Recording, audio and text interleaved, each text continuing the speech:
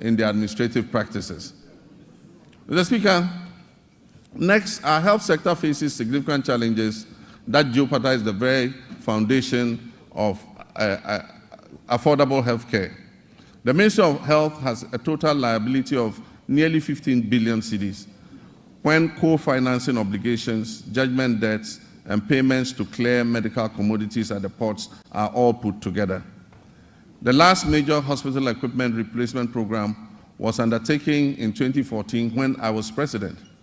Since then, most hospital equipment in the Ghana Health Service facilities have deteriorated or broken down.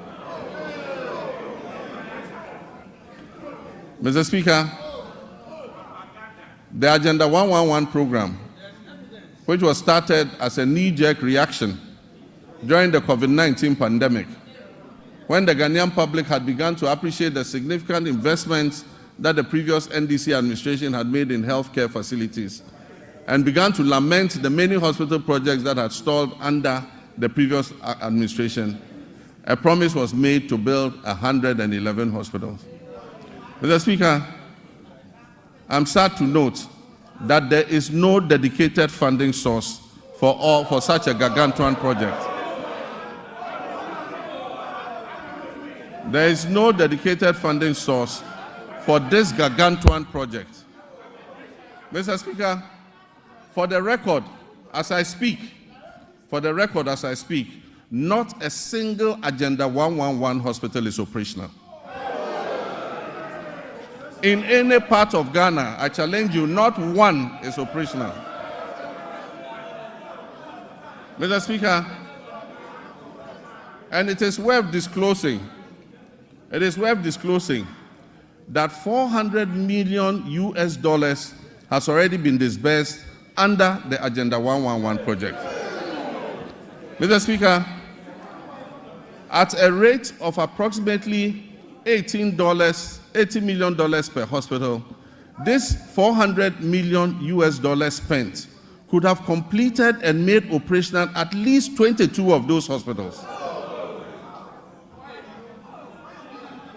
Mr. Speaker,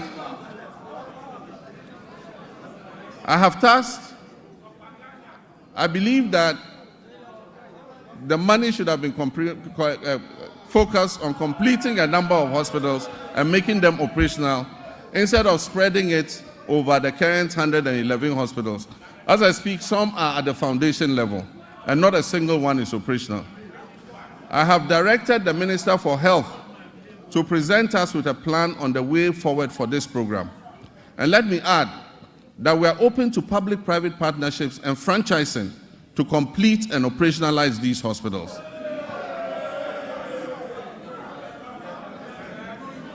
Mr. Speaker, one of the most pressing issues confronting our health sector today is the USAID's sudden 90-day pause in services without prior notice and the looming threat of complete withdrawal of programs that do not align with the USA's strategic interests.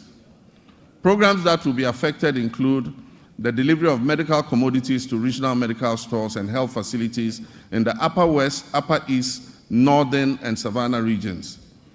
USAID support for the National HIV/AIDS Control Program includes the supply of antiretroviral therapies in the Western, North, and Afro regions. These will also be affected. The withdrawal puts at risk approximately $78 million in earmarked funds for malaria, maternal and child health, nutrition, and HIV/AIDS. It also covers some programs being run at the Noguchi Memorial Institute in research. The impact will be challenging without urgent intervention. I've therefore directed the Minister of Finance to make immediate financial arrangements to mitigate this loss. And I expect that this will be reflected in his budget, which will be presented to this House next month, on March 11th. Working with the NHIA, will revive the Onuado mobile healthcare vans. These vans will provide OPD, ophthalmology, dental, ENT, cancer screening and care in the remote and most vulnerable communities in our country. An earlier attempt to provide mobile health facilities was abandoned after the change of government in 2017. Mr. Speaker, public health experts are grappling with the conundrum of new diseases and re-emergence of old diseases. The unpredictable nature of disease outbreak suggests we must make our health systems more resilient to shocks. Since October last year, Ghana has faced a severe cholera outbreak. As of February 17, 2025, I'm sad to report that 6,300 suspected cases, 545 of these cases were confirmed to be cholera, and unfortunately we lost 49 of our compatriots. The outbreak has affected 118 districts across the Greater Accra, Central, Western Ashanti, and Eastern regions. To control the situation, we have launched an aggressive vaccination and public education campaign, among other interventions. Mr. Speaker, sanitation within the context of infectious disease outbreaks, personal hygiene, and environmental sanitation must be a major priority for us. Our cities and towns must be made cleaner than what we currently have. We commit to right the wrongs and keep our cities and communities clean through appropriate investment, supervision, and performance tracking in the sanitation sector. Mr. Speaker, as I speak, the Upper West region is facing a severe meningitis outbreak. And I know, Mr. Speaker, you have made an important contribution to ameliorate the situation in your region, and I commend you for that.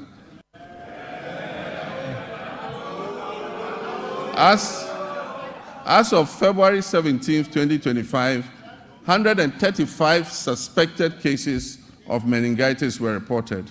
22 of those cases were confirmed, and unfortunately, 16 deaths have been reported across 10 districts.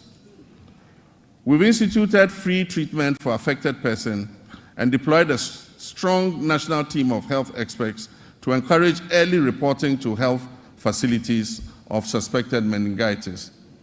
Mr. Speaker, as outlined in the 2024 manifesto of the NDC, my administration is actively developing the framework for the rollout of the free primary health care program. When fully implemented, this initiative will mark a significant step towards Ghana achieving goal number 3.8, which is universal health coverage of the SDGs, by eliminating financial barriers to basic health care access. Also in line with our 120-day manifesto commitment, the composition of the technical committee is far advanced, with plans to establish the Ghana Medical Trust Fund, also known as Mahama Cares, in the coming weeks. Mr. Speaker, honorable members, this fund will be dedicated to financing the treatment of non-communicable diseases, which have seen a significant rise over the past decade. As part of this initiative, the government is committing to allocate financial resources towards this project in 2025, with further support to be mobilized from private sector partners to ensure the sustainability of the fund. Once operational, the Ghana Medical Trust Fund, otherwise known as Mahama Cares, will directly address the financial burden of patients who require dialysis treatment, cancer care, and other critical non-communicable disease-related interventions. Together, the free primary health care, which will focus on early detection and prevention and treatment, and the Ghana Medical Trust Fund program, which will focus on relieving the financial burden of treating non-communicable diseases, will help to revolutionize Ghana's healthcare system by improving healthcare accessibility and outcomes and enhancing productivity and well-being across the country. Mr. Speaker, Ghana will become the pharmaceutical manufacturing hub of West Africa. And my previous record in government speaks for itself. When I injected funds into Ghanaian-owned pharmaceutical companies to expand their production capacities.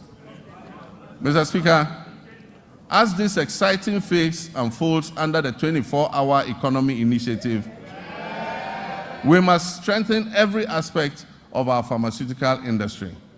And this includes the Food and Drugs Authority and the Customs and Security agencies in order to avert the use of fake drugs and the importation of illicit drugs into our country. We await thorough and unbiased investigation into the alleged opioid pill importation into Ghana and other West African countries. The outcome will be shared, and I can assure you necessary action will be taken.